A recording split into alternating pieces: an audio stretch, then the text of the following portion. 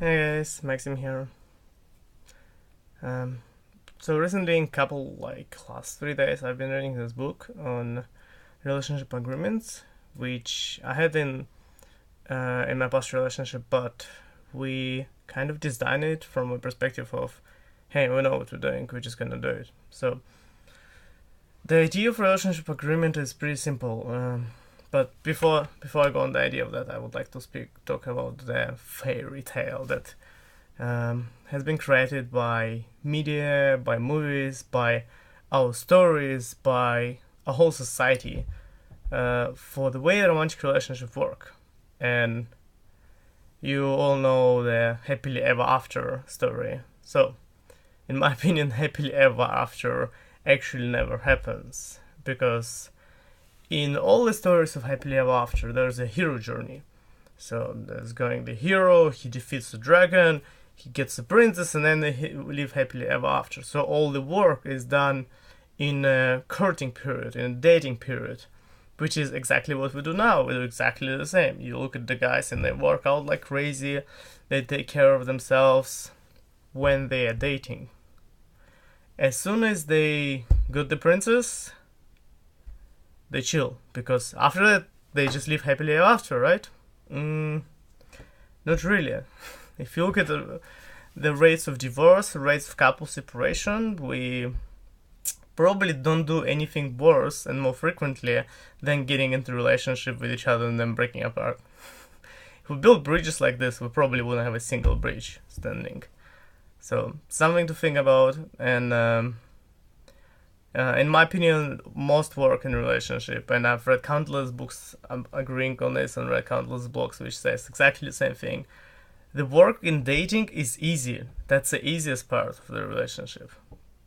The work starts when you actually go through this honeymoon period of attractors being the driver for your relationship, where either physical attraction or your subconscious is attracting each other, and you just so pulled to be with that person. That's the honeymoon period, one way or another. And you don't see any flaws, you don't see anything bad about that person, because at that stage you don't see them, or you think they're not important. So if what happens after that, after your subconsciousness suddenly starts to project the caretaker on top of your partner, to expect them to take care of you, to do exactly what your parents did, because this is how you got attracted to them in the first place. It kind of sounds weird, but this is what it is. It's been proven by psychologists since 70s that we are actually not attracted to people based on the physical appearance or anything like that. We are attracted to them because they remind our subconsciousness. So when you feel a strong pull, this is a reminder of your subconsciousness that this person reminds me subconsciously of my caretaker. And maybe he can fix my traumas that my caretakers made me through childhood. The problem happens is when your honeymoon period ends, your subconsciousness starts to actually expect your partner to help you heal those wounds.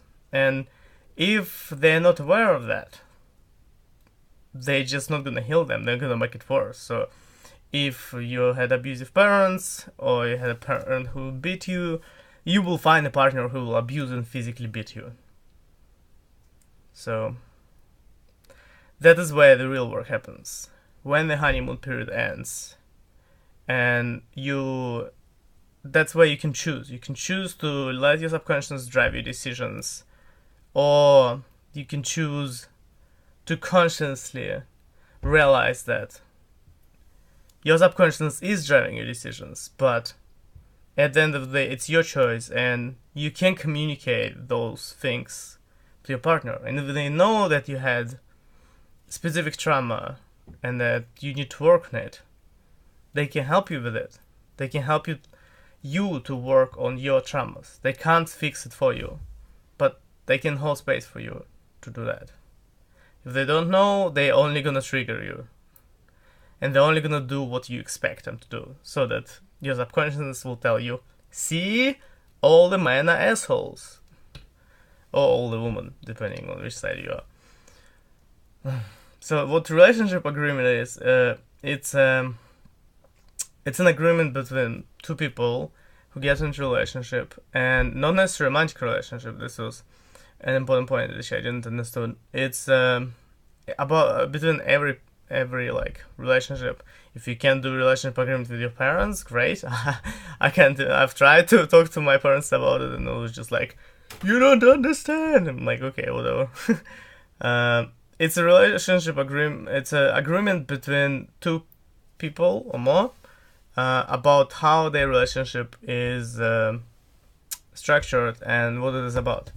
Because a lot of the times we're trying to guess, we're trying to guess the reaction of the other person when we tell them something, and what we end up is we end up hiding information. Then, if we don't trust the other person when we tell them something that they're not gonna do anything bad with this information, they're not gonna scream at us and say, "Hey, you're a bad person because you did this and this and this," then we hide this information. Then our relationship become based on lie, which is toxic. It ruins the relationship because one way or another you're gonna get confused in your lie and you're gonna need to come out. And when you come out, they'll be like, "Why didn't you tell me earlier?" And the reason is because you didn't talk about what happens if there are topics you don't know how the other person is going to react to. So, for example, in a romantic relationship, you can say in the beginning like, "Oh, we love forever each other," blah blah blah. But there might be a possibility of one of you breaking out. I don't know, getting drunk and having a fling. The situation like this is very tricky, and most people will either not tell anything or they will tell and then they regret that they've told. But if you talk about this beforehand, if you had an agreement which says if one of us by accident or intentionally decides to, so there's like multiple definitions, right? If you do it by accident, like let's say you get drunk, define what this means. You agree on what is the discussion beforehand you're gonna have at the time. And it's not about setting, that's another critical point I understood there. It's not about setting a boundary or setting a limit and saying you can never cheat on me, because we all make mistakes and it's part of life. And I'm not saying you need to go and cheat and like, but if you get drunk or you like get too much drugs and you make a mistake, you couldn't control yourself, it happens. But if you talk about the agreement before that, what happens? What conversation are you gonna have in that scenario? And there is other scenario where you just feel that you've met someone and you feel like, oh, you really want to be with them, not with you, and what do you do in that scenario? Then those are the things that you can agree on beforehand instead of trying to hide. Like hiding is it's kind of weird because it's actually a turn on from a sexual perspective, like being all in secrecy, but you are making the relationship doomed pretty much by hiding information like this. It's better to be in open and you can have conversations about it beforehand. So on the boundaries and limits, one of the things they say is we don't define them as rules. So agreements are not, let's say your partner has a problem with an addiction, like we all have, to be honest. But let's say your partner is an alcoholic and they're recovering alcoholic, they haven't drank for like months, years, but and they told you that, yay, I have this problem. So then you can agree on what do you both think is reasonable action around this and what is the reasonable limit that they set themselves.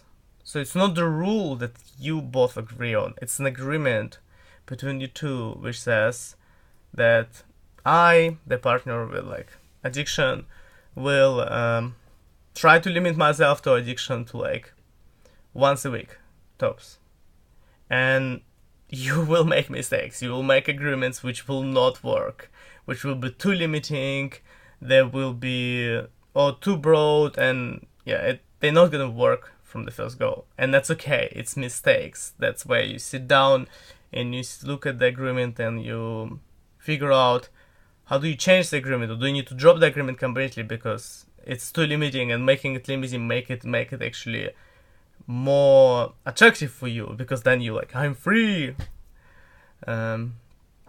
Yeah, so like that was a big learning for me yesterday when I read the part about the rules, boundaries, and limits, and like they know there to set the limits, because as soon as we say the limits or boundaries or something limiting to the other people, they are thinking that you like putting them in a cage, you're prisoning them. Relationship is not a cage, it's a choice that we make.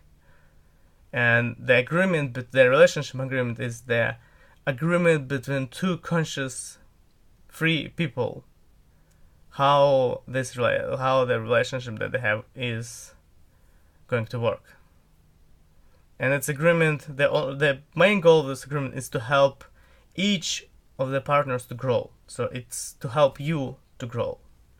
It's not to limit your partner. It's to help you to grow. And if you know you have triggers when you feel like that your other partner will just leave you, and if they don't come at specific time, they said I'm gonna come in an hour, but then they come in 2 hours, it's really challenging for you. Talk about it. Talk about this is the way you feel, and you would prefer to have an agreement that if you're late, then maybe send a message, because otherwise you don't feel good, and we don't want to make each other feel bad. Like, whenever we break those agreements, it's not intentional. It's not intentional. We not intentionally hurt each other, and even if we do, like, it's usually done in the heat of an argument. So the agreement helps to minimize the amount of negative feelings that we have, and the subconscious triggers that we do. And even if we do triggers, then we can actually sit down and make another agreement or change the existing ones. Yeah, so that was my take on reading the relationship agreement book so far. And I'll see you next time. Bye.